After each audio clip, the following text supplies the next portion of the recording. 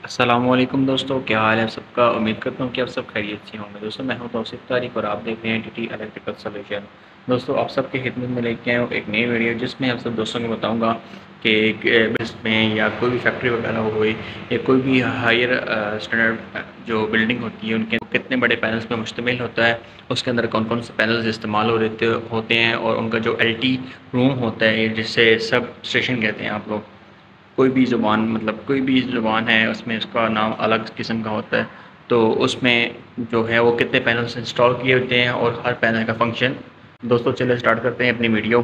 तो इस टाइम मौजूद हूँ मैं एक बिल्डिंग के अंदर, एक बिल्डिंग के जो सब स्टेशन है उसके अंदर आप देख सकते हैं कि LT पैनल्स की तादाद के LT पैनल्स कितने हैं इसके अंदर इंस्टॉल हुए हुए। सबसे पहले जब बिल्डिंग के अंदर सब स्टेशन के अंदर हम एंटर होते हैं तो एंटर होते साथ ही हमें एक जो इनलेट है वापटा की, जो मेन इलेक्ट्रिसिटी की सप्लाई है इनकमिंग की, वो यहाँ पर नज़र आती है। इस सप्लाई को ऑन ऑफ करने के लिए हमारे पास इस तरह का एक MCB होता है। ये MCB करता है आपकी वेरिएशन के ऊपर, आपका लोड के ऊपर कि आपके पास लोड कितना आ रहा है और आपने इस लोड से आगे कितना लोड डिस्ट्रीब्यूट करना है। तो फंक्शन पता होगा इस MCB को ऑन एंड ऑफ। ये ऑटो पे होता है कि अगर लाइट चली जाए तो ये चार्ज होकर ऑटो ऑन हो जाता है, इसको पुश बटन को यूज़ नहीं करना पड़ता। अगर तो ये फंक्शन ऑटो पे है तो मेन है और तो मेन हो जाएगा। हाँ, सबसे मेन कॉमन फंक्शन होता है कि बिल्डिंग के अंदर आपका ट्रांसफार्मर्स कितने यूज़ हो रहे हैं। अगर बिल्डिंग के अंदर एक ट्रांसफार्मर यूज़ हो गया तो आपकी वापटा की इनकमिंग एक होगी, तो उसका लोड वेरीफाई नहीं कर रहा, तो आपकी जो इनकमिंग है वो दो होगी।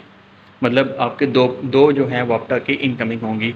इसी तरह वापटा की जो दो इनकमिंग होती हैं वो एक कॉर्नर पे एक इनकमिंग होती है। जिस तरह फर्स्ट इनकमिंग आपके पास ये आ रही है, ठीक है, यहाँ भी आपको सामने नज़र आ रहा होगा जनरेटर का।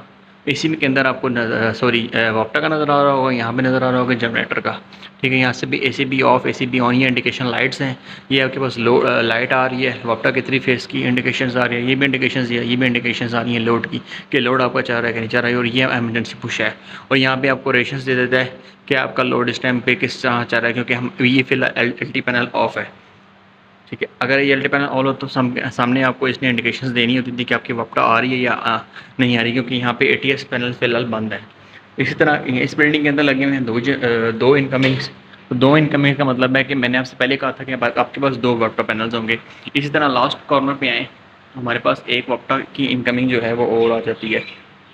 ये एक वापटा की इनकमिंग हो रही थी, इसका इस तरह हो गया हमारे पास दो वापटा की इनकमिंग्स।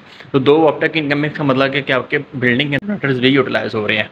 ठीक है, दो जनरेटर्स यूटिलाइज होने का मतलब है कि एक वापटा की जो इनकमिंग है उसके ऊपर अगर एक जनरेटर यूज़ हो रहा है तो उसका ATS पैनल, जो जनरेटर का ATS पैनल है वो बिल्कुल उसके साथ होगा।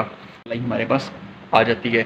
ये हमारे पास वापटा का इनकमिंग है, ये एक पैनल आ गया ATS का। ठीक है, यहाँ पे हमारे पास जनरेटर की इनकमिंग आ गई। जस्ट ये जनरेटर ऑन एंड ऑफ है। जनरेटर का जो ATS है इससे फिर आगे आ जाते हैं ATS, जनरेटर की मेन सप्लाई। यहाँ से आपका generator on end of and auto function सारे यहाँ से परफॉर्म करता है। इसके मैं जैसे मैंने आपको पहले बताया कि इस बिल्डिंग का जो है वो ATS पैनल बंद है। अगर ATS पैनल इस बिल्डिंग का ऑन होता, इनकमिंग आ रही थी, इसके ऊपर जो आपको हेडलाइट मैंने दिखाई थी, सामने इस तरह का छोटा बोर्ड नज़र आ रहा था, डिस्प्ले बोर्ड, वो उसके ऊपर आपको सारे फंक्शन परफॉर्म होते हुए नज़र आने थे। ठीक है, इस तरह आपके पास जनरेटर का एक पैनल आ जाएगा। जैसे आप जनरेटर वहाँ से ऑन करेंगे, बाहर से जो आपका जनरेटर लगा हुआ ATS पैनल का, उसके अंदर से कमांड आएगी ATS पैनल में। ATS पैनल की जो ये बॉक्स लगा हुआ डिस्प्ले का, ये ऑन हो जाएगा। यहाँ से आप उसको पुश करके उसको मैनुअली स्टार्ट कर देंगे। हाँ, अगर इसको ऑटो पे रखते हैं तो कोई बात नहीं, लाइट चली जाएगी तो यहाँ से इंटरनली जो बैटरीज इंस्टॉल होती हैं जनरेटर की, यहाँ देखिए, यहाँ पे अंदर जो है इसके वो फंक्शंस लगे होते हैं ब्रेकर्स के, इंस्टॉल्ड है। तो बैटरीज़ को देख ली, ये देखिए, ये जो DC वोल्ट बैटरीज होती हैं इनका फंक्शन होता है कि यहाँ से ये ऑपरेट करते हैं हमारा बाहर जो जनरेटर हमारा लगा हुआ है। ठीक है, वहाँ से हमारा AVR लगा हुआ है, ऊपर हमारे DC ब्रेकर्स लगे हुए हैं। इनका सिस्टम है कि यहाँ से कमांड भेजते हैं जनरेटर को कि लाइट चली गई है, और बैटरीज जो है वो जनरेटर की वहाँ से पुश हो जाती हैं और हमारा जो है वो ऑटो जनरेटर स्टार्ट हो जाता है। ठीक है, और बशर्ते ये है कि ऑटो जनरेटर स्टार्ट होते ही आपकी जितनी भी वो ब्रेकर्स हैं जनरेटर के अंदर जो लगे हुए हैं मैनुअली ऑपरेट होने वाले, वो ऑन होने चाहिए। इसी तरह हमारे पास जनरेटर की वन सप्लाई ये आ गई। अगर आप जनरेटर एक ऑन करेंगे तो ये है हमारे पास जनरेटर एक, ये हमारे पास दूसरा जनरेटर है दो। मतलब बिल्डिंग के 2 हिस्सों में डिवाइड है तो दोनों जनरेटर आपको ऑन करने पड़ेंगे। हाँ, अगर एक जनरेटर आप ऑन करते हैं और दूसरा ऑन नहीं करते, ठीक है, तो आप एक जनरेटर के ऊपर भी पूरी बिल्डिंग अपनी यूज़ कर सकते हैं। उसका फंक्शन होता है, आपके पास होती है बस कपलर, ठीक है, जिसे कहते हैं आप बस कपलर। ये हमारे पास होता है बस कपलर, ठीक है। इससे आप एक बिल्डिंग का लोड दूसरी बिल्डिंग के अंदर डिवाइड कर सकते हैं, मतलब एक जनरेटर के ऊपर सारा लोड बिल्डिंग का यूज़ करवा सकते हैं, ठीक है। ये होती है बस कपलर, मतलब दो पैनल्स को कंबाइन करके एक पैनल कर दिए या दो पैनल्स को दो हिस्सों में तकसीम भी कर सकती है। उसके बाद आ जाते हैं हमारे डिस्ट्रीब्यूशन के ऊपर। हमारी ये सारी जो है इस साइड पे जो मेन डिस्ट्रीब्यूशन लगी हुई है, ये देखें आउट पैनल गोइंग लगी हुई है। हर पैनल के ऊपर लिखा हुआ नज़र आ रहा होगा आउट पैनल 1। ये भी है हमारे जो वापटा की वहाँ से सप्लाई आउट हो रही थी इस साइड से, वो यहाँ से आगे मेन इन हो गई है और ये हर आगे चीज़ की लिफ्ट की है।